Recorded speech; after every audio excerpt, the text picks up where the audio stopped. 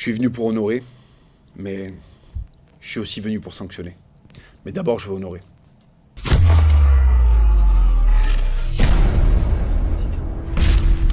Alors, Kemonito.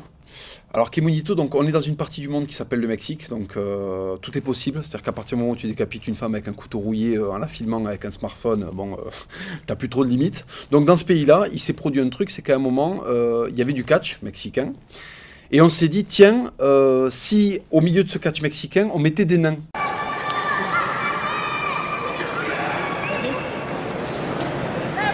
Pour faire honneur au Moyen-Âge. Parce qu'en fait, la dernière fois qu'on a pris des nains et qu'on les a mis sur scène pour faire rigoler des gens et faire payer des places, c'est au Moyen-Âge. Donc qu'est-ce qui s'est passé? Ils ont pris un nain qu'ils ont trouvé dans la rue à Mexico. Et en fait, ils lui ont mis un petit costume de babouche, le singe de Dora l'exploratrice, tu sais, un petit nain bleu, avec un côté, voilà, une petite touche de jaune. Ils l'ont appelé Kemonito. Alors, Kemonito est un jeu de mots parce que Kemonito, ça veut dire qu'est-ce qu'il est mignon, et en même temps, Monito, c'est petit singe. Voilà. Donc, en fait, là, en 2018, au Mexique, il y a une réalité, c'est qu'il y a un nain, qui a une combinaison bleue, et qui en fait tous les soirs se fait rouster par des mecs de 120 kilos. C'est la magie du Mexique et du Moyen-Âge réunis. C'est qu'en fait, le type, on le pose sur un ring, et là il y a des types haltérophiles depuis 50 ans qui font des hula hoop en l'air à la Rey Mysterio, tu vois, ou à la Huracan Ramirez pour s'envoyer les deux guibolles dans la gencive, et ce nain est au milieu, et ce nain se fait donc régulièrement péter des côtes. Voilà. Ya dile a Rey Bucanero que se calle con su ya chole, que le busque otra variante. Ya que canto que sea una de los infumables. ¡Ah! ¡Qué bueno que le fue a Soya! Ahí va, mira nada más. ¿Cómo pierde? Cayó como pasajero de los infumables. ¡Ah! ¡Qué bueno! Voilà, donc là, il vient de se faire péter deux côtes. Alors là, les mecs se marrent. Il a volé comme une peluche. C'est-à-dire, comme il est déguisé en peluche, on croit que c'est une vraie peluche. Du coup, on le jette sur des trucs en pensant qu'il n'y aura pas de fracture. Mais en fait, si, il y a des fractures parce que sous la peluche, il y a un nain, voilà, qui s'appelle Kemonito. Et alors, le mec là où c'est fantastique, là où c'est encore plus le Moyen-Âge, c'est que donc ce nain-là s'était pété les côtes au cours de cette vidéo. Et en fait, ce qui s'est passé, c'est qu'on lui a dit, si t'es pas content, casse-toi, il y a d'autres nains dans les rues de Mexico pour te remplacer. C'est-à-dire que là, c'est la violence absolue. C'est le nain jetable. C'est après le rasoir jetable, le nain jetable que tu peux jeter ensuite s'il est cassé. C'est fantastique. Voilà, ça. Donc vraiment, le Mexique, je pense que vraiment, il est temps qu'il rentre dans l'Union européenne. Parce que l'Eurovision, c'est de la merde, et que je préfère voir un nain se faire jeter par des Mexicains qui ont fait un peu de muscu, que, tu vois, des Irlandais chanter sous la pluie, enfin, c'est dégueulasse.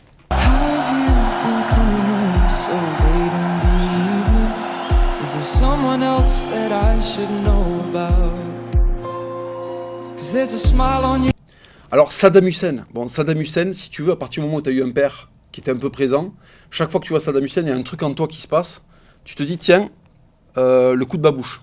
Alors Saddam Hussein, je pense qu'il faut partir dès le départ. Saddam Hussein, c'est un style. Comment il arrive au pouvoir? Il arrive au pouvoir comme un putain de gangster à Los Angeles en 1990, c'est-à-dire qu'il mitraille un mec dans une bagnole. Ce qui s'appelle un drive-by. C'est ce que faisait Tupac, Biggie, voilà. Sauf que lui, il est devenu président de l'Irak. Et au lieu de faire du gangster rap, en fait, il a fait de la politique. Donc, il démarre, il tue un mec. Et puis à 22 ans, Qassem. Après avoir tiré sur Qassem, il a été mis hors la loi. Et voilà, donc il le flingue dans une espèce de bagnole des années 70. Petit pantalon à pince, moustache. Il y a un côté résistance française, mais Miami Vice en même temps. C'est-à-dire que là, tu vois, il y a un peu la rencontre de GTA Vice City et de Jean Moulin. C'est quand même assez spécial. Et tout ça dans un décor oriental, avec derrière la menace de la babouche, tu vois. Donc il flingue le mec, il prend le pouvoir. Et alors là, c'est la régalade. Donc si tu veux, c'est construire des bâtiments avec du marbre et du carrelage partout. C'est toute une gestuelle, Saddam Hussein. C'est-à-dire que par exemple, il y a un moment, le mec débarque, il y a des enfants qui lui amènent des fleurs, et il fait ce geste incroyable, c'est-à-dire qu'il les regarde pas et puis il fait ça en se marrant. Alors ce geste incroyable, ça veut dire c'est cool, bravo, ça peut vouloir dire aussi dégage, casse-toi. Tu sais pas s'il leur dit merci ou casse-toi, c'est fantastique. Donc les gosses sont là, ils attendent, ils veulent lui donner des fleurs, et Saddam Hussein il se marre comme ça, il leur fait des trucs comme ça sans les regarder, fantastique. Ça c'est la mise à l'amende absolue. But in the privacy and safety of one of his several palaces, he could celebrate. A white-suited Saddam was clearly at ease and enjoying the birthday concert by a group of flower-waving children, saluting with all the right words the man some Iraqis like to call Papa. Voilà, donc ce style-là est incroyable.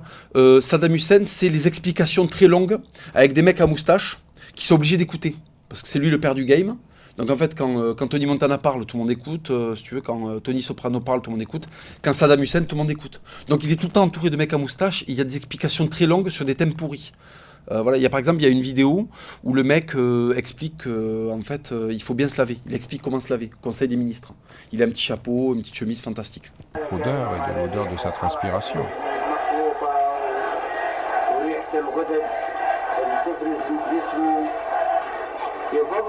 Si on ne peut Voilà, donc Saddam Hussein, c'est ça. Alors Saddam Hussein, c'est ce côté-là, et Saddam Hussein, c'est quand même un mec qui vient de la street à la base. Donc il a amené son style de la street au plus haut niveau. C'est-à-dire que là, dans le palier présidentiel, il y a le moment où il commence à se faire livrer des flingues, tu vois, les gens ne comprennent pas. C'est son cabinet d'études et tout d'un coup, il y a un M1 Garand de la Seconde Guerre mondiale qui débarque, il est plaqué hors le truc, tu vois. Il y a une Kalachnikov, elle a été ciselée, dessus on fait sa gueule par un bijoutier fudge qu'il a ramassé dans les rues de Bagdad. Enfin, le mec est incroyable en fait, il n'y a plus de limite. Chaque fois qu'il y a un flingue qu'il aime bien, il fait graver, il met des chevaux dessus, des dromadaires. Enfin, en fait, son cerveau, c'est une soupière. On a mis Aladdin et tous les trucs du Moyen-Orient et hop, il a touillé et de temps en temps ça explose, il fait des trucs incroyables. Donc si tu veux, Saddam Hussein, déjà je le respecte pour ça. C'est-à-dire, avoir une collection de flingues quand t'es président, tu vois, François Hollande, il a une collection de cravates. Saddam Hussein, il a une collection de tanks, en fait. Donc, si tu veux, bon. Alors, Saddam Hussein aussi a la particularité incroyable. En fait, quoi qu'il fasse, si tu mets n'importe quelle musique de Eazy-E, n'importe quelle musique West Coast d'ailleurs, sur une vidéo de Saddam Hussein, ça fonctionne. Regardez. You can call it what you want, being a gangster is so neat. Yeah, gangster beat for the street. Come on, motherfuckers, come on. Come on, motherfuckers, come on. You can call it what you want, being a gangster is so neat. Yeah, gangster beat for the street. Voilà, ça marche. Si je mets notre musique, What's cracking? Rasa, it's your homeboy, Mr. Criminal, and you are now listening to a product of the 90s production. So turn it up and bump that shit. Mi vida loca, mi clica is full of schizo. Wanna look like, dress like us. ça marche encore. Voilà, donc Saddam Hussein, en fait, il y a un pont entre Eazy-E, Ice Cube et Saddam Hussein. Et ça, en fait, c'est la marque du style absolu. C'est-à-dire qu'en lui, il y a un flow qui est incompréhensible. Tu le vois, même si c'est un enculé, même s'il a fait des trucs de fou, tu l'aimes. Tu l'aimes parce que, si tu veux, bon, avoir un béret, une moustache, se tenir le ventre, c'est-à-dire que des fois, il dit bonjour, il fait des hamdoulah de racaille comme ça, c'est incroyable. Quand tu tapes le torse en faisant des hamdoulah alors que tu es président de l'Irak, est-ce qu'en fait, tu vas dealer un pain shit à la Courneuve? Tu vois, le mec, d'un moment à l'autre, il fait des trucs de fou comme ça. Donc, énorme respect. Pour son anniversaire, qu'est-ce qu'il a fait, Saddam Hussein, pour son anniversaire? Il a commandé un cheval blanc, il a fait défiler toute la putain d'armée, il était sur son petit cheval blanc, il le faisait trotter comme ça, sur un pont. Donc, je rappelle le principe du pont, c'est deux mains qui tiennent des sabres croisés.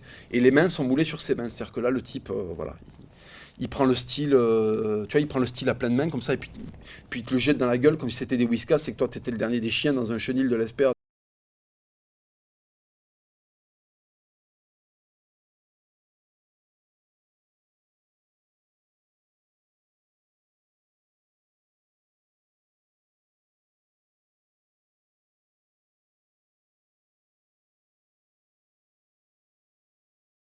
Respecte énormément pour ça. Il a un frère qui s'appelle Ali, surnommé par la suite Ali le chimiste. Alors je suis très friand de ce genre de petit surnom parce que Ali le chimiste, si tu veux, c'est le moment où il y a le monde arabe, Ali, qui rencontre la chimie. Tu sais, ce monde où en fabriquant des petites choses comme ça méticuleusement, tu peux faire brûler des gens, fabriquer du napalm, asphyxier 200 millions de Syriens avec une bombe. Donc voilà, donc Ali le chimiste, c'est la rencontre d'un tableau périodique en arabe, tu vois, avec la violence absolue. Donc là, voilà, il touille. Tu vois, c'est un arabe avec des pipettes en fait. Et là, qu'est-ce qui se passe? 200 millions de Kurdes gazés. Voilà. Bon, après, le mec envahit tous ses voisins, parce que c'est un Mac. Il supporte rien. Dès qu'il y a un mec qui parle mal, bon, ben, le Koweït, ta gueule. L'Iran, ta gueule. Une guerre qui a duré 10 piges. Les frontières n'ont pas bougé. Alors, il faut aussi saluer ça. C'est que Saddam Hussein fait la guerre. Mais même à 50 balais, il continue à aller vérifier le matos. Ça, je respecte beaucoup.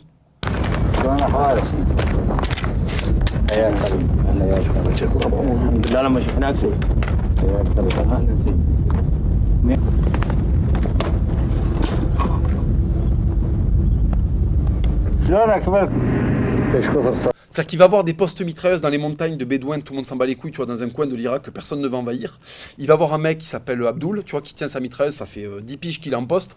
Il va le voir, il lui met des petites tapes sur la joue, comme ça il fait Mleh, c'est bien, bravo. Et après il lui montre comment tirer. C'est-à-dire qu'il y a des images d'archives de Saddam Hussein en train de saucer des mecs imaginaires. Ça c'est incroyable. Tirer sur du vent pour montrer que tu es toujours opérationnel, fantastique en fait. Voilà. Il n'y a pas que ça, il y a aussi l'aspect Saddam Hussein avec ses enfants. Parce que c'est un Mac à l'extérieur, mais c'est un Mac à l'intérieur. À un moment, il y a Uday ou Kusai, je sais plus. Il y en a un des deux qui était un Mongolien, qui fait une fête arrosée et qui tue un mec. Il tue un mec avec une calache en rigolant, comme ça, voilà. Donc Saddam Hussein le gifle devant tout le monde et le met au trou. Et allait le voir tous les jours. Il sortait son flingue comme ça. Un espèce de Beretta dégueulasse, métallique un peu. Il lui collait contre la tempe, puis il dit qu'est-ce que je fais, je te bute ou pas? Est-ce que t'es une merde? Argumente, est-ce que t'es une merde? Donc si le gosse tous les jours il est trop d'arguments, non je suis pas une merde. Il se mettait à pleurer, à chaque fois Saddam il rangeait son flingue, il dit allez c'est bon, reste 2-3 jours de plus au mitard et puis on finira par sortir de là pour faire quelque chose de toi. Donc voilà, il y a l'aspect Mac. Alors il faut savoir que Saddam Hussein est un des rares êtres humains au monde qui a un préposé au fusil. Alors Saddam Hussein fait un truc, il y a un fils de pute qui lui amène un fusil, Saddam Hussein tire, sans regarder le mec qui lui amène, ça c'est très important. Un mec t'amène un fusil, c'est pas « ah merci ». C'est comme Roland Garros, tu vois, avec Roger Federer, on lui amène une serviette, il va pas regarder le fifou qui lui a amené la serviette et une balle, tu vois, il s'en bat les couilles. Le mec a été choisi par la BNP, va te faire enculer. Donc là c'est pareil, là il y a une espèce de mec qui débarque comme ça avec un fusil, Saddam Hussein prend le fusil sans regarder le mec, il le charge, il regarde la foule et il tire, comme ça un peu blasé.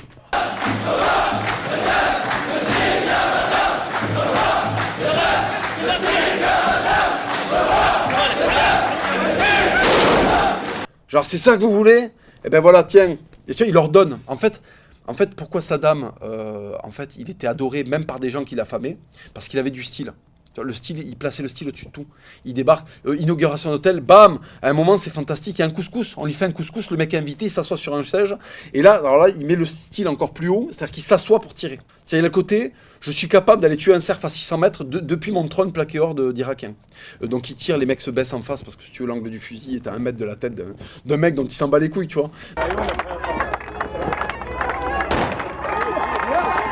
Mais ça, c'est incroyable. C'est-à-dire que ce niveau de style est au-delà de tout ce qui a existé. C'est pour ça que les gens me demandent souvent qu'est-ce que j'ai avec Saddam Hussein. Voilà, ben, rien que pour ça. Alors il y a la danse de Saddam Hussein. Le roi Enoch, à très juste titre, a dit que Saddam Hussein est le seul être humain sur Terre qui avance en reculant. Donc en fait, c'est pas faux. Il y a un côté moonwalk de l'horreur, moonwalk des T-35 dans le désert.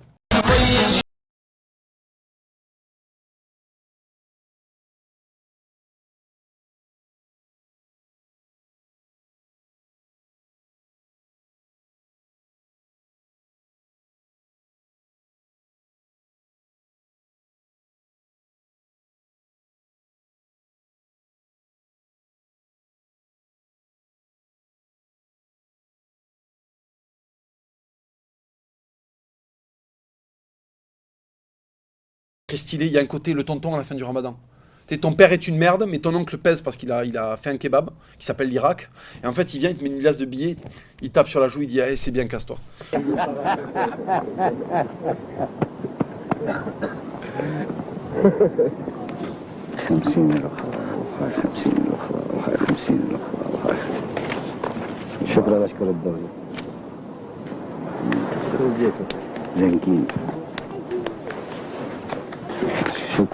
Donc ça, voilà, je respecte à fond. Alors, autre caractéristique de Saddam Hussein incroyable, c'est le rire de Saddam.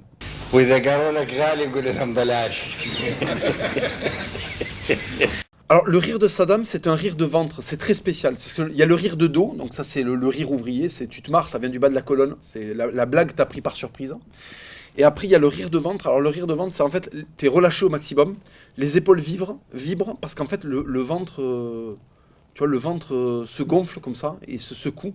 Là, c'est quand ton niveau de détente est tellement grand que le rire vient du fond de l'estomac, en fait. C'est le rire de j'ai bien mangé, je domine le monde, tout le monde est obligé de rire à ma blague, je suis détendu au max, je suis sur mon fauteuil, et là, tu vois, ça fait comme ça, les épaules vives, il n'y a pas un son incroyable.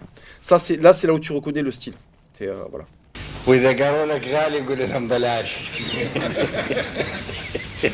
Alors, la propagande de Saddam Hussein, c'est incroyable parce qu'il fait défiler des mecs. C'est le seul, je crois, c'est le seul dirigeant au monde qui a un gang de braqueurs en régiment.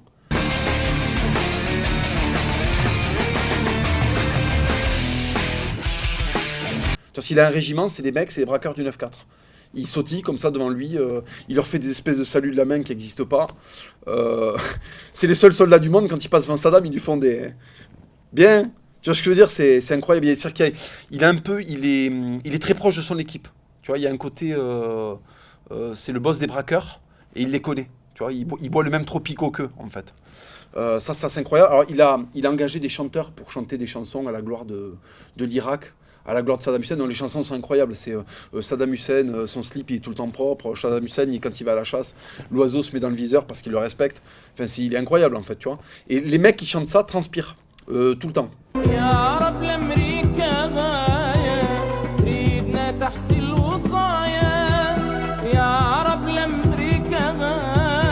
Pourquoi il transpire? Parce qu'en fait, s'il se chie dans les paroles, il se fait démonter.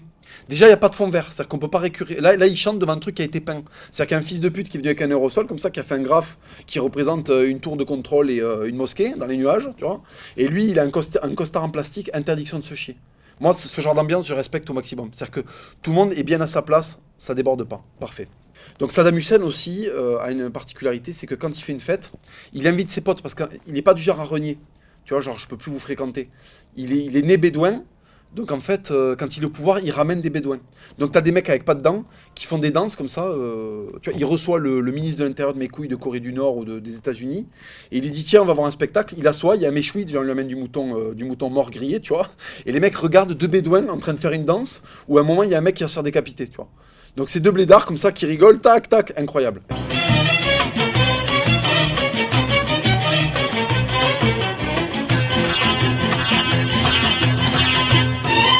Alors Saddam Hussein, c'est aussi une attitude. C'est qu'à un moment, il est tellement gros que le costume est sur mesure. Il garde quand même un costume militaire. On entend de paix, mais regardez, j'ai un petit béret, je suis en kaki, parce que si jamais les Américains arrivent, hop, je me camoufle et j'en nique un ou deux. Tu vois, le mec t'explique que même s'il peut perdre une guerre, il va quand même en flinguer un ou deux, ce que je respecte énormément. Bon, c'est vrai qu'après, quand il s'est fait choper, c'est-à-dire que même au plus bas, on est comme dans... Là, je fais une petite analogie avec Scarface. C'est comme dans Scarface, plus il se fait attraper, plus il est stylé. C'est-à-dire que là, il est dans le tribunal, déjà, il a une pose comme ça. Il lui manque plus qu'un cure-dent. C'est Joe Pesci, en fait, dans Casino. Donc les mecs sont là, oui, les crimes contre l'humanité, tu fais avec des trucs, mais ta gueule, tu vois bien sûr qu'il y a un crime contre l'humanité. Est-ce que tu crois que c'est facile de présider le game en Arabie? Non. Donc à un moment, il y a 2-3 mecs qui passent à la trappe. Bon, bref. Et donc, si tu veux, il est là, on lui parle et il fait des trucs sensationnels. C'est que c'est le seul gars qui s'est fait juger à La Haye. Et quand on lui parle, il fait des gros... Tu vois, j'ai envie, qu'est-ce que tu dis en arabe, tu vois, qu'est-ce que tu dis? Ça, c'est génial. On dirait vraiment un gros carrossier marocain, tu vois, on arrive, on lui dit, ouais, non, mais là, ma voiture, mais qu'est-ce que tu racontes? Tu vois, il t'ouvre le coffre, il dit, mais regarde, qu'est-ce qu'il y a? J'ai huilé les circuits, là, qu'est-ce que tu me racontes?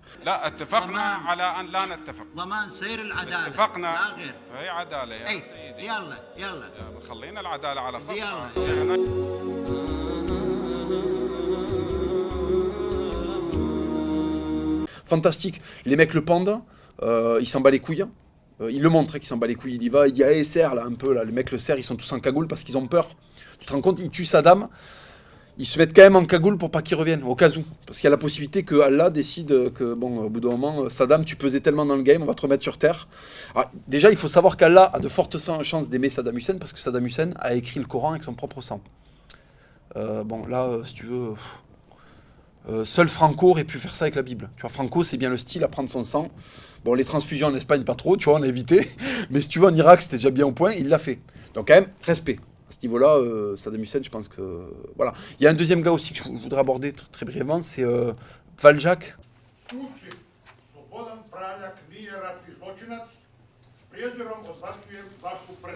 Stop, please. Please sit down. We suspend, please, the curtains. Odlaze uz policijsku pratnju I još jedno vozilo za pretpostaviti je Il y a deux mecs au tribunal de La Haye qui ont dit allez vous faire foutre. C'est le Croate là qui s'est envoyé sa petite fiole. Donc ça, alors là le message est encore plus génial, c'est je vous encule tellement que je préfère m'enculer que vous m'enculiez. C'est le triangle de l'encul absolu. Et là on peut plus rien faire. Le mec est mort, on peut pas le juger. Et toutes les victimes sont là, mais alors, ben non. Voilà. Fin du game. Saddam c'est aussi une moustache. C'est la moustache. Donc déjà, il faut savoir que son crew, les gens qui l'entourent dans l'armée, j'ai l'impression que dans l'armée irakienne, tu prends du grade quand t'as une moustache. Dès qu'il est quelque part, il y a 3 mecs avec une moustache. La moustache, c'est la fiabilité. Tous les mecs fiables avaient des moustaches. Staline, enfin les mecs bons en organisation, si tu veux. Staline, Saddam Hussein. Kadhafi, par exemple, n'a pas eu de moustache. Il a fini à l'arrière d'un pick-up en train de se faire défoncer le cul. Là, je pense que, tu vois, il y a eu le... Tu vois, Omar Bongo a une moustache. il est toujours là. Denis Sassou Nguesso s'est refait pousser une moustache, tac, il est là. Voilà. Donc si tu veux, j'ai l'impression qu'il y a une petite corrélation entre la moustache et la durée dans le game, si tu veux. Voilà. Donc Saddam Hussein, très intelligent, s'entoure de mecs avec des moustaches pour être sûr que tout le monde dure au maximum.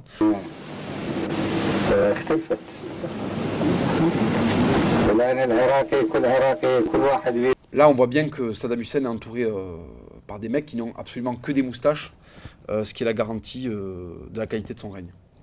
Alors Jean Lassalle, ça me fait penser...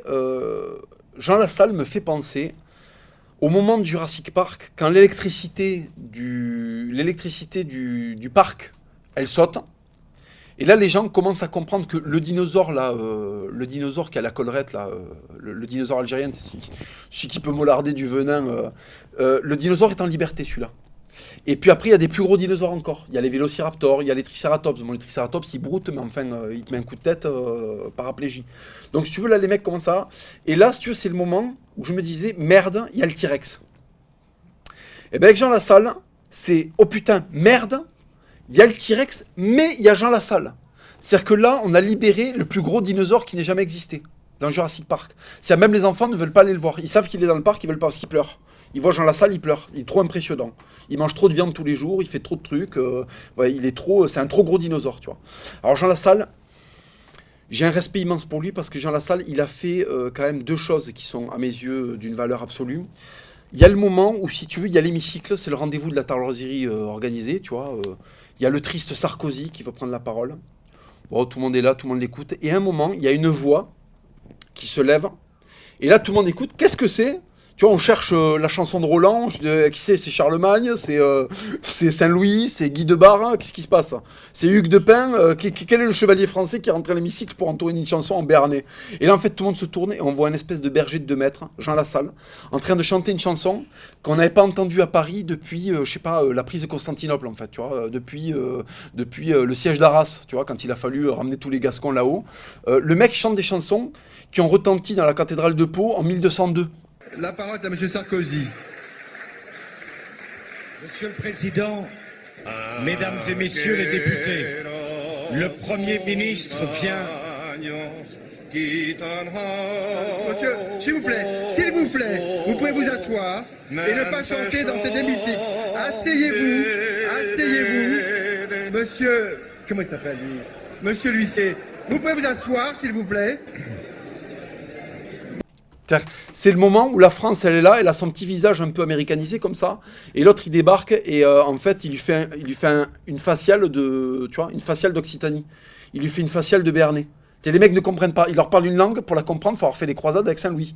Tu vois, c'est le moment où les mecs mangeaient de l'ail à Saint-Jean-d'Acre avant d'aller à Damas pour affronter Saladin, si tu veux.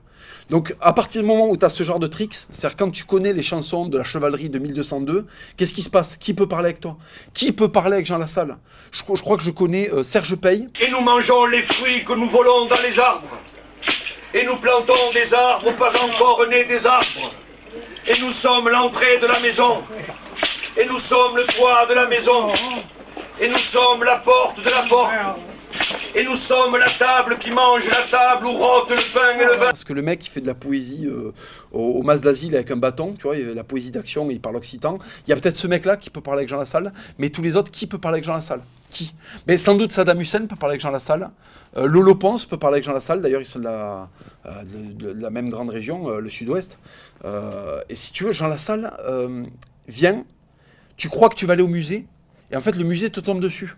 Tu voulais pas aller au musée, tu voulais aller au cinéma de fils de pute pour aller voir des effets spéciaux de Tarlouse en 3D. Et tout d'un coup, le musée de Pau, tu vois, te tombe sur la gueule comme ça. T'es là, dis, mais maman, moi je voulais voir de la merde au cinéma. Et non, en fait, hop, Jean Lassalle. Alors Jean Lassalle, si tu veux, c'est un mec à un moment... Alors, ce qui s'est passé, c'est que, bien entendu, comme il représente un truc tellement à l'ancienne, si tu veux, tu peux pas avoir un lifestyle où tu vas au Starbucks et où tu vas amener ton chien se faire toiletter. Et accepter que dans le monde, il y ait un mec comme Jean Lassalle qui soit en liberté. Donc qu'est-ce qu'ont fait toutes les tarlouses du système ? Ils ont commencé à se moquer de lui. Canal+ s'est moqué de lui, on s'est moqué de lui. Pourquoi ? Parce qu'en fait, son à l'anciennitude nous met dans des situations où, bien entendu, quand on se met à côté de lui, on sent qu'on est devenu des merdes. Jean Lassalle est en permanence un rappel qu'on est devenu des merdes. Le mec est berger. C'est-à-dire que le mec, à un moment, il se met torse nu, il fait du motoculteur. C'est le Rambo agricole. Tu comprends, je veux dire, à un moment, Rambo, il est torse nu, il tue des Vietnamiens parce qu'il n'est pas content que la guerre du Vietnam, il l'ait pas gagnée. Jean Lassalle, il est pas content que la guerre de l'agriculture, on l'ait pas gagnée, donc il se met torse nu, il commence à m'autoculter des endroits où il y a des cailloux. Égalité des chances sur l'ensemble du territoire, égalité des chances sur l'ensemble du territoire, égalité des chances sur l'ensemble du territoire. Tu vois. Et en fait, c'est pas Jean Lassalle qui vibre, c'est le motoculteur et la terre. Tu vois, c'est tellement que lui, il a des appuis. Ça, c'est fantastique. Et t'as la tarleuse de Canal à côté qui est là, il met des bérets, oui, il met des bérets parce que voilà, c'est un mec à l'ancienne. C'est-à-dire qu'en fait, il vient, encore une fois, c'est Doc et Marty sont partis le chercher en DeLorean, il en est, mais il vient de 1802, en fait, tu vois. Il mange jamais de sucre, Jean Lassalle. Le sucre, c'est à Noël. Tu vois, la confiture, c'est à Noël. Le reste de l'année, il prend des ceintures, il les fait bouillir dans l'eau, il met des orties pour le goût, et il mange des soupes de ça, tu vois. Il peut pas manger un plat. Si tu lui donnes un plat où dedans, il y a tout d'un coup, je sais pas, tu vois, de la mousse au chocolat, il comprend pas. Il croit que c'est une fête religieuse. Tu vois, il va regarder, il va faire où sont les oranges. Tu vois, je veux dire, tellement qu'il est ancienne. Donc ce mec, ça, je le respecte. Jean Lassalle, je le respecte, et d'ailleurs, je le soutiens. Sache, Jean Lassalle, que je te soutiens parce que t'es le dernier chevalier du Béarn, tu régales. Il a fait une putain de grève de la faim. Qu'est-ce qui se passe? Le mec fait une grève de la faim, il perd 20 kilos. Qui fait ça?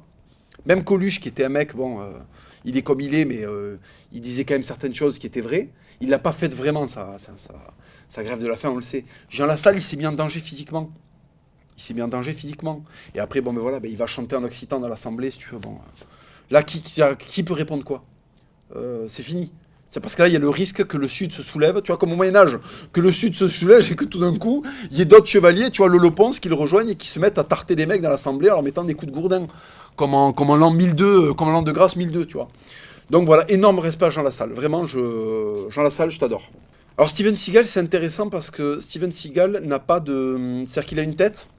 Les émotions devaient venir en avion d'Italie et en fait les émotions sont crachées de l'Atlantique, donc le mec a vécu toute sa vie sans émotion en fait, donc il fait des têtes monolithiques et le combo je n'ai pas d'émotion et je fracasse des bras en faisant de l'aïkido de Russes, de Jamaïcains ou de gangsters portoricains, c'est fantastique. C'est-à-dire que tous ces films c'est le même truc, il arrive, il a un petit blouson, tu vois, un peu, bon tu le regardes, il est un peu pourrave et en fait il attrape des mecs, il les tord. Il y a quand même cet extrait incroyable où il cherche Richie. Voilà, donc Richie, si Steven Seagal lui tombe dessus, c'est fini. Richie, il va le plier en deux. Alors, Steven Seagal est le seul homme sur Terre qui a un temple qui lui a été dédié au Japon. C'est parce que les Japonais, ils vénèrent deux trucs. Ils vénèrent Bob Sapp, Godzilla et Steven Seagal, tu vois. Il y a le moment où Steven Seagal, c'est un kaiju. C'est un mec qui sort de l'océan, il arrive au Japon, les gens sont là, mais qu'est-ce qui se passe? Pourquoi tu tords des poignets comme ça, 25 mecs en même temps? Donc il lui faut un temple. Steven Seagal est incroyable parce que Steven Seagal est devenu le pote de Kadyrov. Alors on l'a amené faire une danse, la Zginka, qui est une danse du Caucase, particulièrement belle chez les Tchétchènes. Et donc en fait il est venu à Kadyrov en Tchétchénie, et en fait il commence à danser pour faire plaisir à Kadyrov, c'est incroyable. Гость и сам не остался в стороне от культурного мероприятия. Лезгинка в его исполнении никого не оставила равнодушным.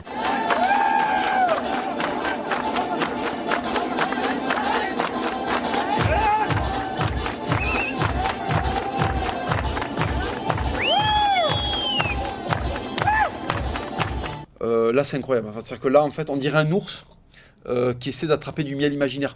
On dirait qu'en fait il est en train de faire une clé de bras à la couche d'ozone. Tu vois, l'oxygène prend une clé de bras. Après que Steven Seagal ait dansé, l'oxygène a le bras cassé. Ça là c'est fou. On a l'impression, il manque plus que la chaîne, tu sais, pour qu'il y ait un montreur d'ours à côté. Steven Seagal, vraiment merci pour ce que tu as fait parce que. Et puis il y a l'aspect obèse, c'est-à-dire qu'il est devenu obèse. Il continue à casser des poignets mais très lentement. C'est-à-dire que là les méchants doivent venir le voir pour qu'il les encule. C'est plus comme avant où il allait choper, il les éclatait. Là, les mecs viennent à lui, il est comme ça, tu vois. Il leur attrape la main, il la tord un peu, il les déboîte et allez, le prochain en suant. J'adore. C'est un peu le Saddam Hussein des arts martiaux. Il a ce côté-là, rire de ventre, voilà. Les lunettes jaunes sont incroyables. De toute façon, passer la cinquantaine, quand tu commences à foutre des lunettes jaunes pour être dans des séries.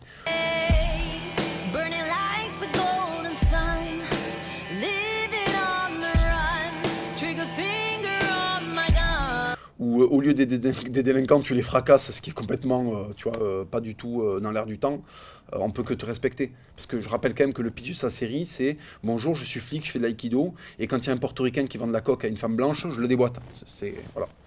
C'est une politique un peu Afrique du Sud.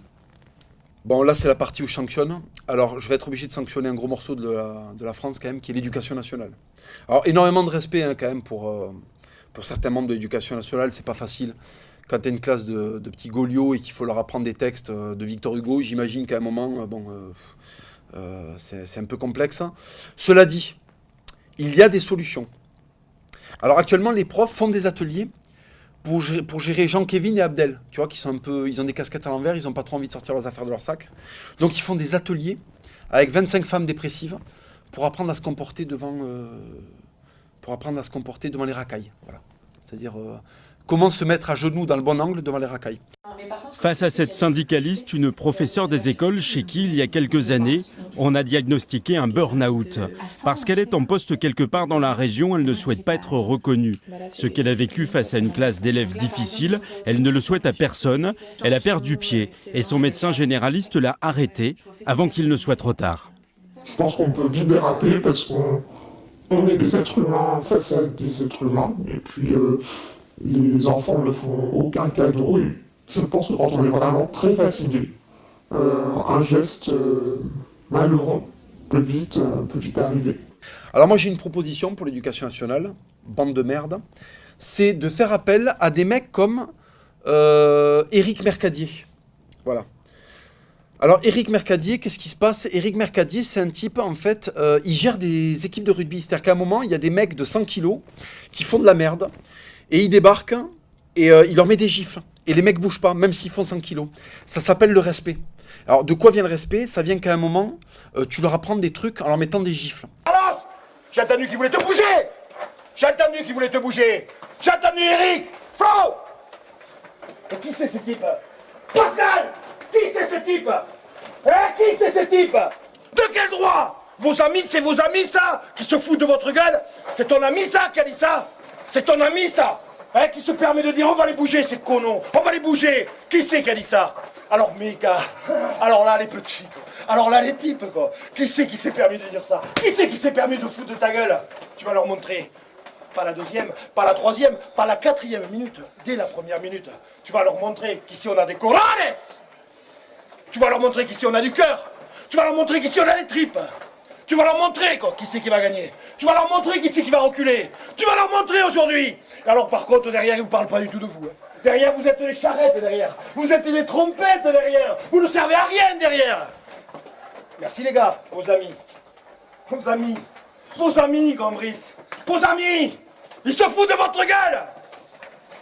Messieurs, régalez-vous. Matraquez-les. Matraquez-les, quoi, les mecs. Moi, on s'est jamais foutu de ma gueule. Si un jour quelqu'un se permettait comme ça. Putain, j'aurais vu qu'une chose, c'est l'exploser. Voilà. Là, les mecs font 100 kilos. Ils font 100 kilos, qu'est-ce qui se passe? Personne ne répond. Il leur met des tampons, personne ne répond. Il les a dressés. Pourquoi? Parce qu'en fait, ils sentent que lui, il a la réserve de couilles suffisante pour qu'ils aillent le suivre. Ils savent que ce qu'il leur dit, il pourra le faire lui après. Tu vois? Il leur donne envie. Il les attrape par le col, leur dit arrête d'être une merde, réveille-toi là, réveille-toi. Il leur tire pas une turlute. L'éducation nationale, c'est tuto, turlute. Tu vois, ça rime, tuto, turlute. C'est venez apprendre à tailler des turlutes à Jean-Michel Racaille pour qu'il finisse sa scolarité. Non, ça marche pas comme ça. Moi, si je veux récupérer l'éducation nationale, déjà, je mets Éric Mercadier, tu vois. Même pas en sport, partout, même en français, tu sais, les mecs pleins d'écrits bas. Bon, Victor Hugo, qu'est-ce qui se passe là? Tu vas la prendre ou tu vas pas la prendre, tu vois, avec un pousson comme ça dans la mâchoire. Et je mets Marc Mercier. Marc Mercier, il y a la gifle avec élan, ok. Il y a la faciale, il y a la gifle en ponation faciale. Allez! Stop! T'es professionnel et t'es casqué, toi, maintenant. Tu m'en refais une, de professionnel, trou du cul, d'accord? Donc là, la gifle en ponation faciale, c'est fantastique, parce qu'en fait, le mec fait un truc, et au lieu de mettre la gifle avec élan, là, c'est la gifle en mode, tu prends le visage, tu annules le visage. T'as une tête de merde, je tape dessus pour voir si ça génère une nouvelle tête, moins merdique que la précédente.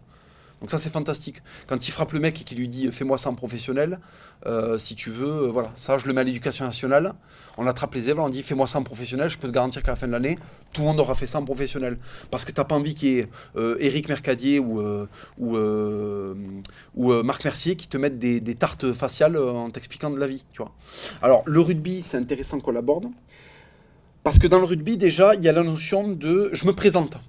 Je suis pas une merde inconnue, je me présente. Donc là, il y a une vidéo qui est une pépite quand même, parce que c'est un mec qui dit « Bonjour, je suis un monsieur ». Alors je te dis cette phrase comme ça, tu vois. N'importe quel prof devrait dire « Bonjour, je suis un monsieur » à la rentrée, de la façon dont le dit ce gars-là. Alors, puisqu'on ne se connaît pas, Sylvain, Thomas, tous les nouveaux, Audi, Andy, présentez-vous. Présentez-vous. Aujourd'hui, vous êtes là, c'est un derby, le club en a besoin, on en a besoin. Présentez-vous. Qui je suis?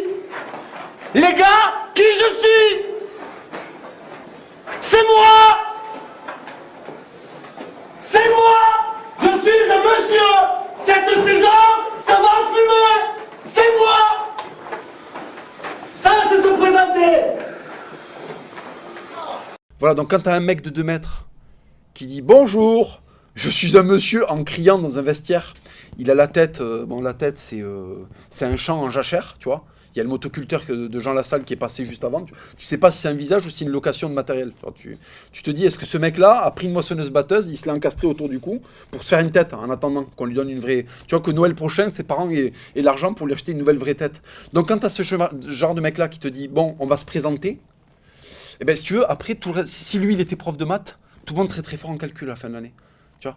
Donc ce que je suggère à l'éducation nationale, c'est au lieu de mettre des tarlousses de la fac qui ont lu Kluskar et comment il s'appelle et Bourdieu pendant des années, prenez des mecs qui ont connu le vestiaire en fait.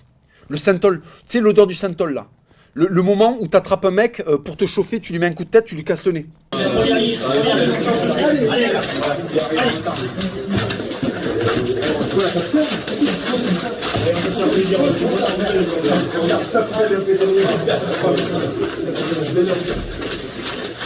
Ça, c'est les ambiances rugby. Là, ça sent le synthol. Les mecs sont blessés avant match. Ça n'a même pas démarré. Il y a déjà des mecs qui sont blessés. Là, c'est fantastique. Là, c'est la Mongolie. Alors là, c'est même plus le Moyen-Âge. J'avais expliqué déjà qu'avec le Lopons, on était à l'époque de la Gaule antique. Là, au rugby, quand tu mets un coup de tête à un mec, le match n'a pas démarré. Là, je pense que c'est les Visigoths contre Attila le Hun au champ catalonique. Si tu veux. Là, il n'y a plus de règles. Tu peux prendre un mort, te protéger avec, le jeter sur un type. Tu peux couper un bras pour faire des parades avec. Enfin, ça y est, c'est là. Si pour chauffer ton pote, tu lui pètes le nez, là, on bascule dans un siècle qui n'existe plus. Merci de faire foutre ta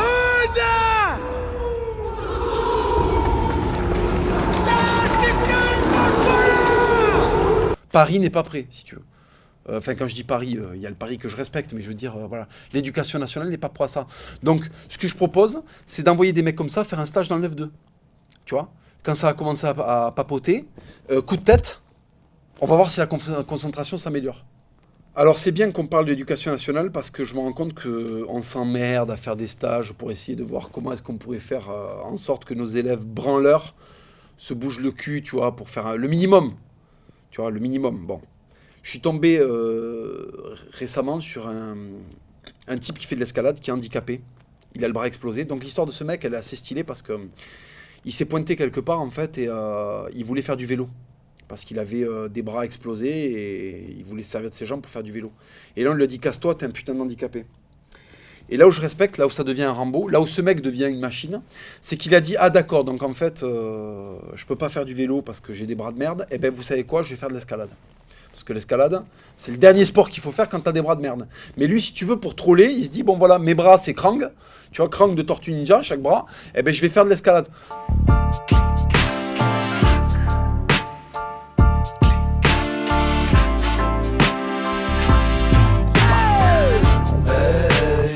Je range, je claque, je passe. Des claques, je range, je claque, je passe.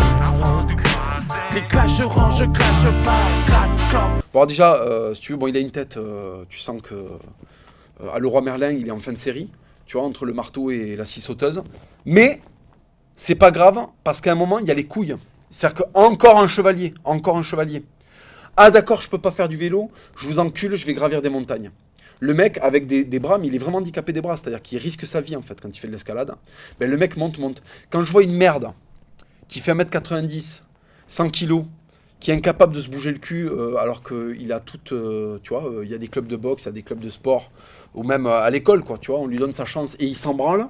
Il préfère rentrer à la maison, regarder Nabila se branler et boire du Mirinda.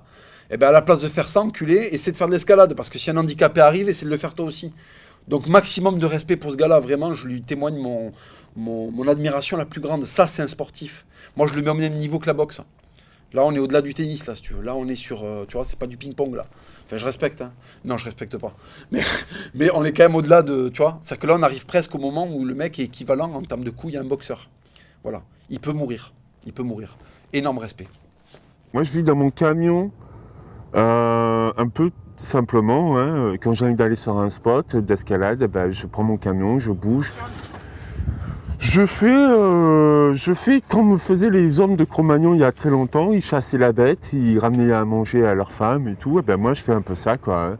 J'essaye de survivre et de vivre le plus simplement avec des outils les plus simples de notre société. Alors, je voudrais aussi parler de Amin Dada. Alors, Amin Dada, il est fantastique. Donc, Amin Dada, il fait 100 kilos quand il est en forme, parce qu'après le résultat, il fait 130 quand il est président. Donc je suis tombé sur une image d'archive. Bah, écoutez, je vous laisse regarder et puis je vais faire l'analyse après.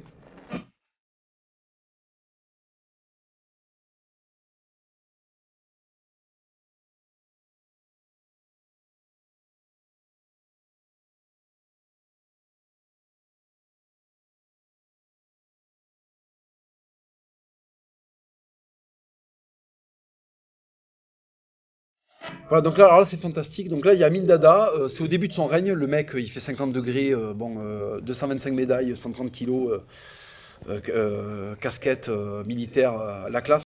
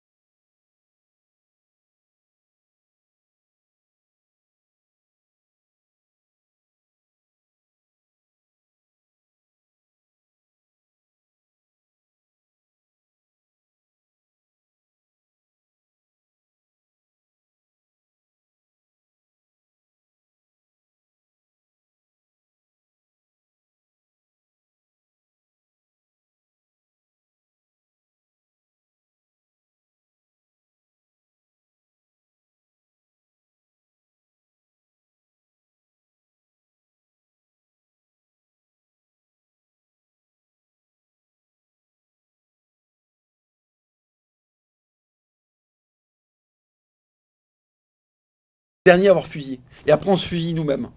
Tu vois ce niveau de violence? C'est l'apocalypse. C'est-à-dire, c'est le moment où il y a un mec, il en a marre du Vietnam, il a du napalm, il le lâche sur les Viettes, ça le gonfle, il le lâche sur ses potes. Tu dis, ah, c'est bon là, stop, tout le monde va brûler à 3000 degrés Celsius, j'en ai plein le cul. Moi, je rentre en Oklahoma là, tu vois. Ce livre, c'est ça, c'est le ras-le-bol. Dedans, je fusille tout le monde. C'est une convocation. Les mecs entendent leur nom, ils arrivent, c'est comme dans Les Affranchis. Ils passent une pièce, paf, on leur tire dans l'oreille. Tu vois, il y a Joe Pesci, comme dans Joe Pesci, tu sais, dans Les Affranchis, il y a un mec, il fait un bisou, il y a une accolade, il y a l'aspect accolade. Et là, paf, on lui tire dans le casque. Voilà, c'est pareil. Là, je convoque des gens, je dis, ah, au fait, toi, eh ben, t'es un gros fils de pute. Et là, sanction. Tu vois. Alors après, il y a des gens que je mets au pinacle, que j'honore, voilà. Mais il y en a d'autres, je les défonce parce qu'ils méritent. Parce qu'en fait, on est dans un siècle où tu peux pas arriver sur un type, monter une équipe, faire toc-toc. Bonjour, je suis un monsieur. Tiens, j'ai un gourdin, je vais t'exploser. Tu vois, tu m'as énervé. T'as dit un truc qui m'a énervé. Ou par exemple, t'es pas drôle. Tu vois, frapper comme ça, je sais pas, chez Kev Adams. Bonjour, je suis un monsieur, je vais t'exploser l'occipital, tu m'as énervé. Tes 3 derniers films, c'est de la merde. Tu peux plus faire ça. Donc, si tu veux, maintenant, je suis obligé de les flinguer avec des livres. Pour expliquer aux gens ce qui devrait se passer dans une société saine. Je vais revenir là-dessus. Au Moyen-Âge, tu vois, je suis allé à Carcassonne, musée de la torture. Fantastique. Quand tu faisais de la flûte de travers, que t'étais une merde, il y avait une torture, c'est pendant 3 jours, on te mettait une flûte en bois comme ça qui était accrochée à ta gueule, donc tu te baladais partout avec une flûte. Hein. Ah ouais, toi t'es un flûtiste de merde, eh ben tiens, voilà, balade-toi avec ta flûte, tu vois. Tu te baladais avec une flûte. C'est-à-dire que les mecs te parlaient, quand tu te tournais, t'avais ta flûte comme un trou du cul, comme ça, tu te prenais dans les murs, t'allais chier, tu pouvais pas te torcher parce que les mains étaient attachées à la flûte. Donc les mecs étaient là pendant 3 jours comme ça avec les mains sur la flûte, tu vois. Ça c'est pour apprendre à bien jouer. Quand tu faisais des blagues, tu vois, quand tu faisais le fifou, quand tu faisais des blagues qui étaient, tu vois, que tu t'étais moqué d'un mec qui pesait parce qu'il était allé faire les croisades, on te mettait un petit casque en métal d'âne. Donc pendant 4 jours, t'avais une tête de porc comme ça en acier et tu te baladais avec ta tête de porc, tu pouvais pas manger. Ou on t'accrochait, les gens te jetaient des pommes de terre, des brocolis, ils t'enculaient, enfin ils faisaient ce qu'ils voulaient, ils pouvaient te cracher dessus, te verser de la merde, voilà. Là c'est fini, on ne peut plus attraper les gens et leur dire, prendre les gens à témoin et dire bon là, appelez le sergent parce qu'il a fait de la merde, il faut que le bourgmestre vienne lui donner du bâton. Donc si tu veux maintenant, je vais faire des livres pour donner du bâton. Ce livre, c'est donner du bâton. C'est amener des mecs, je les pose comme ça, je leur enlève les fesses, tu vois, je leur enlève le jean, et je commence à taper sur les fesses comme ça devant tout le monde. Tu vois, mais avec un truc, avec des clous, tu vois, pour qu'ils comprennent quoi. C'est de la rééducation, en même temps c'est de la sanction. Alors écoute, je vais pas te mentir, bon ça s'adresse à tout le monde parce que j'ai envie que cette société change, mais si je suis honnête, ça s'adresse surtout à ma fanbase qui me connaît voilà, depuis l'époque FDP de la mode. En fait, on revient à l'esprit de l'article FDP de la mode dévastateur, sauf qu'entre-temps, j'ai pris de la maturité, j'ai travaillé sur des projets avec Marceau, une BD FDP de la mode qui s'est très très bien vendue, donc j'ai eu des bons retours. Mais là, on revient aux fondamentaux, en mieux, avec toute l'expérience entre guillemets, du nouveau Papacito qui a évolué et qui est prêt à délivrer du à l'ancienne, mais avec toute l'expérience et le background de maintenant, quoi. Alors tu me demandes ce que ça me fait de sortir un livre. Là, je t'avoue qu'il y a une forme de consécration. Je vais t'expliquer pourquoi. Moi, il y a des livres qui m'ont percuté de plein fouet. Il y a des choses que j'ai lues à l'école, donc il faut bien que je reconnaisse quand même que l'éducation nationale, il n'y a pas que du mauvais. Mais par exemple, tu vois, quand j'ai été confronté à l'œuvre de Rimbaud, moi j'aime beaucoup la poésie, Baudelaire, Rimbaud. Alors après, je dois avouer que la poésie que je préfère, c'est la poésie quand même plutôt hispanique, donc Federico García Lorca. J'aime beaucoup aussi la poésie Rubén Dario, poésie sud-américaine magnifique. Bon, Proust. Moi, si tu veux, quand je lis Proust, j'ai pris un impact, je me suis dit, on peut mourir, on a le droit de mourir, à partir du moment où on laisse quelque chose de digne, qui soit autre chose que la Fashion Week ou avoir gagné l'Eurovision, tu vois, de laisser une œuvre majeure, que ce soit musicale, écrite. Alors je sais pas si ce sera majeur, mais je vais pouvoir laisser le testament de ce qu'a été à un moment la pensée française avant que la culture française ne disparaisse, avant que la civilisation française ne disparaisse. Là, on est au même moment où Rome va disparaître. Rome va disparaître, les barbares vont gagner, et on va perdre 6 siècles de majesté, on va perdre 6 siècles de civilisation, de finesse. On va basculer vers autre chose qui va peut-être être fécond, mais on perd une part de notre culture. Et en fait, j'ai lu un livre donc, qui retraçait les écrits de Sidoine Apollinaire. Sidoine Apollinaire, j'en parle souvent parce que je trouve qu'il est assez prépondérant dans la compréhension de la chute de Rome et dans la direction qu'a pris la France par la suite.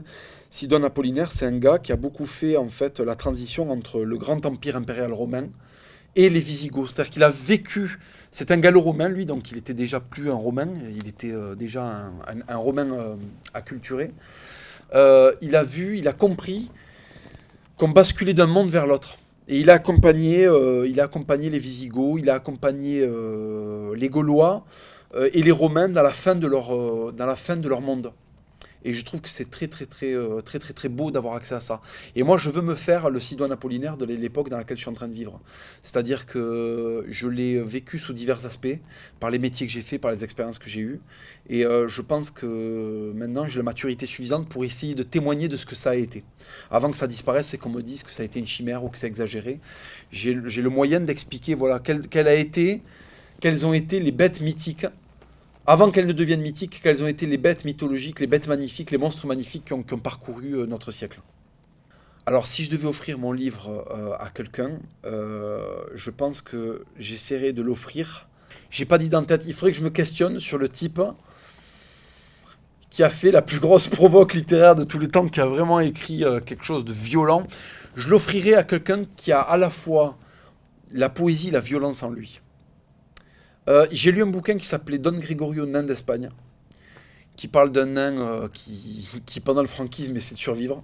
Donc là on veut très fond de la violence, mais c'est pas assez violent et c'est trop par rapport à l'Espagne. Moi je parle très peu de l'Espagne dans mon livre, je parle vraiment du sud-ouest que j'aime, de la France que j'aime, de l'Espagne aussi que j'aime, mais tu vois c'est général, même je parle de certaines choses dans le monde. Et si tu veux, il faudrait que je trouve le mec, parce que Sioran c'est un putain de dépressif. J'ai pas envie d'offrir mon bouquin à Sioran, c'est une merde. Il faut quand même un mec qui ait mis des bourre-pifs. Peut-être que je pourrais l'offrir à Hemingway. Parce qu'Hemingway, si tu veux, il met des calottes célestes. Et à côté de ça, il a des grands moments d'atermoiement poétique. Tu vois, il aimait la boxe, la guerre. Enfin, la guerre, non. Il a fait la guerre en la détestant. Il aimait la boxe, il aimait la corrida. Peut-être qu'au final, je le donnerais à un mec comme ça, tu vois. Un mec qui soit un peu entre la violence dans la vraie vie et qui ait quand même compris la beauté du monde et qui soit capable de la savourer. Parce que c'est ça, FDP, c'est et un peu de beauté du monde, un peu de poésie et la violence extrême pour témoigner de ça. Voilà. Donc peut-être que j'essaierai de l'offrir à Hemingway, en fait. Alors non, en fait, en réalité, j'ai dit que je parlais de certains phénomènes qui sont mondiaux, mais c'est surtout la société française. C'est surtout la société française. En fait, 80% c'est la société française. Il y a un petit peu d'Espagne dedans parce que j'ai des bonnes anecdotes. Et puis après, le reste, effectivement, ça peut être des choses qui nous dépassent, qui sont même générales, tu vois, le rapport qu'on a au travail. Mais à chaque fois en déglinguant. Bon, de toute façon, je vais quand même pas mentir, c'est plus un bouquin de mise à l'amende et de grosses gifles dans la gueule qu'un bouquin de Cosette qui rencontre Germinal et on va pleurer dans les chaumières. Tu vois, il y a un moment quand même où il y a 2-3 balayettes, si tu veux. C'est un peu Zangief dans un magasin de porcelaine. Il y a 2-3 trucs qui sont renversés, on ne paye pas à la fin. Alors, par rapport à ma méthode de travail, c'est assez simple. C'est qu'en fait, je vais bien, je m'installe, et au bout d'1 minute 30, il y a quelque chose qui m'énerve. Un vêtement, une tête, une manière de faire, la façon dont on a dosé le truc qu'on m'a servi. Et à partir de là, j'ai envie de brûler le monde. Donc en fait, qu'est-ce qui se passe? Comme je suis catholique et que je peux pas brûler le monde, ça ferait du mal à ma grand-mère et à mon père, du coup, qu'est-ce que je fais? J'écris des trucs hyper violents. Parce qu'à un moment, si tu veux, dans le monde, on t'envoie de la merde. Il y a le côté, tu es en train de marcher, tu vois, tu es heureux, tout se passe bien, et tu prends un jet de caca. Tu es là, putain, mais c'est de la merde. Mais quelqu'un m'a envoyé de la merde. Et là, en fait, il y a 2 solutions. Soit tu es un Pakistanais, tu commences à sortir avec une hache dans la rue, et en fait, tu découpes des mecs, avec des slogans monumentaux, tu vois, du style on va brûler New York, tu vois. Soit tu intériorises. Il y a 3 solutions. Soit tu sors dehors, tu brûles des gens, soit tu intériorises, soit tu fais un cancer. Parce que tu as trop intériorisé. Alors le cancer, non merci. Buter des mecs dans la rue, pas de suite. Donc d'abord, on va prendre la méthode courte et tranquille. Donc un peu de haine. Donc tout ce qu'on m'envoie en caca, hop, je ramasse comme ça, je m'essuie un peu et hop, je renvoie. Tu vois ce que je veux dire? Pour que les gens en prennent aussi. Mais si tu veux, le problème c'est que je suis sujet quand même à trouver beaucoup de choses ressemblent à du caca. Donc je suis tout le temps énervé. Donc en fait, tout est énervant. Tu vois. Tu vas t'asseoir, tu commandes une bière, elle est tiède, fils de pute. Tu vois, et le mec, t'as envie de le prendre, de lui expliquer. Tu vois, 8 €, parce que c'est ça maintenant le prix d'une bière, 8 €. Il faut que la bière elle soit fraîche. Si elle n'est pas fraîche, normalement je te coupe une main pour me récupérer le. Tu vois. Pour me pardonner, il faut que ta main. C'est le mal que tu m'as fait de me niquer ce moment-là, il faudrait que je le récupère en te coupant une main, au moins. Ou un doigt. Au moins un doigt, tu vois. Il fait 50 à l'ombre, tu commandes une bière, c'est 8 € parce que t'es à Paris. Le mec qui te l'amène, c'est un métrosexuel, elle est tiède. Bon, mais là, 3 doigts. Moi, je demande 3 doigts. C'est pas. Tu vois ce que je veux dire? Voilà. Mais comme tu peux pas avoir 3 doigts, ben, je fais des livres. D'ailleurs, le jour où j'arrête d'écrire, je pense que j'achète un Ford Galaxy, je roule sur les gens. Tu vois, c'est... Alors, c'est pas par jour. Ce qui se passe, c'est qu'en fait, comme je t'ai dit, j'interagis avec le monde extérieur. Tu vois, j'interagis avec la vie. C'est comme une tapette. Tu vois les tapettes à rats? Une tapette à rats, c'est tendu tout le temps. Ça fonctionne qu'une fois. Et là, je suis comme une grosse tapette à rats dans un coin comme ça. Tu vois, j'ai un morceau de gruyère. Pas de problème. Moi, je suis là, je cherche la merde à personne, tu vois. Et là, tout d'un coup, tu sais, il y a un petit rongeur qui vient comme ça. Je n'ai rien demandé, moi. Il est pour moi, le gruyère. C'est pas parce que je l'ai posé que je vais pas le manger, tu vois. Et le petit rat, il vient, il grignote. Et là, qu'est-ce qui se passe? Fracture des cervicales. Parce qu'en fait, c'est, tu vois, c'était un truc à ressort, pas Décathlon. Ceux qui sont interdits pour niquer les loups. Sauf que là, l'a mis pour un rat. Donc le rat, si tu veux, il est sectionné en deux. Tu vois, voilà. Donc en fait, ce qui se passe, c'est que j'écris... je suis tranquille pendant une semaine. Il y a un truc qui m'énerve. Je fais 4 articles en... Tu vois, 4 articles en 2 jours parce que je vais faire des nuits blanches pour les écrire. Alors, une fois que j'ai purgé la violence, une fois que ça va mieux, là, je commence à rigoler. Mais après, je suis pas une référence en termes de rire parce que, par exemple, un nain qui trébuche, ça me fait rire. Donc, je peux pas te dire si mon livre va être marrant parce que si tu un nain... Mais déjà, un nain qui fait un saut, ça me fait rire. Tu vois, quand j'étais gosse, mon grand-père, qui est né en 1919 en Espagne, il riait jamais parce qu'il avait fait la guerre. Le mec ne riait jamais. Et en fait, il y avait un programme qui passait. Donc on avait le câble espagnol, tu sais. Il y a un programme qui passait et c'était un nain qui marchait. Il était déguisé avec des petits grelots et il trébuchait sur un jambon. C'était ça le sketch, hein. Il n'y avait pas de dialogue. Il trébuchait sur un jambon. Et mon grand-père, le mec s'étouffait de rire. Parce qu'en fait, avant 1900, enfin avant 1950, si tu veux, un nain qui trébuche, c'est rigolo. Et moi, je continue à rire de ça. J'ai envie qu'on continue à rire des trucs à l'ancienne, en fait. Kev Adams, chiant.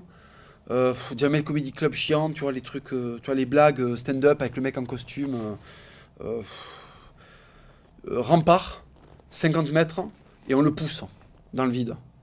Pour voir si quand il tombe, ça fait rire.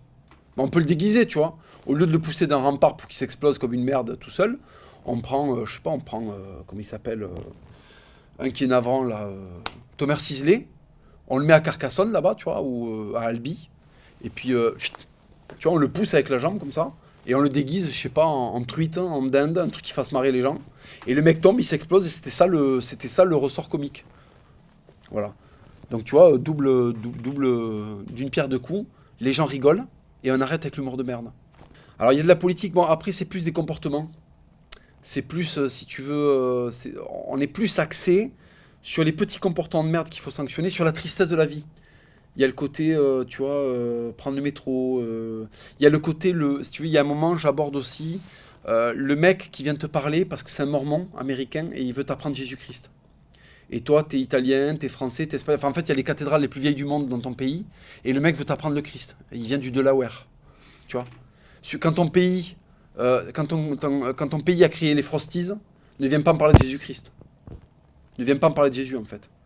Jésus, si tu veux, le mec qui l'a crucifié, le mec qui a forgé les clous qui ont servi à crucifier Jésus, il est d'Albacete, tu vois, il est de ma région. Tu vois, Jésus, si tu veux, Jésus, il vivait à 1000 km de la France. Tu vois. Jésus, il était à 800 km de l'Italie. Donc, en fait, toi, tu viens du Delaware, tu viens d'un endroit où on tire sur les Indiens avec des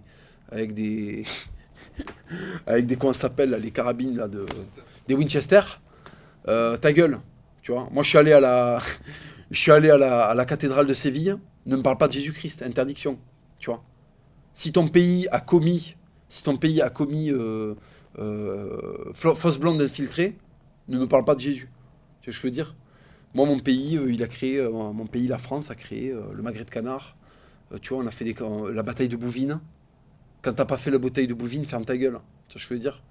Je veux dire, c'est mignon, Andy Warhol, mais enfin, prendre des pots de tomates et dire c'est de l'art, va un peu te faire enculer, tu vois. Mais là, c'est le même principe. Le Andy Warhol du christianisme, c'est les mormons.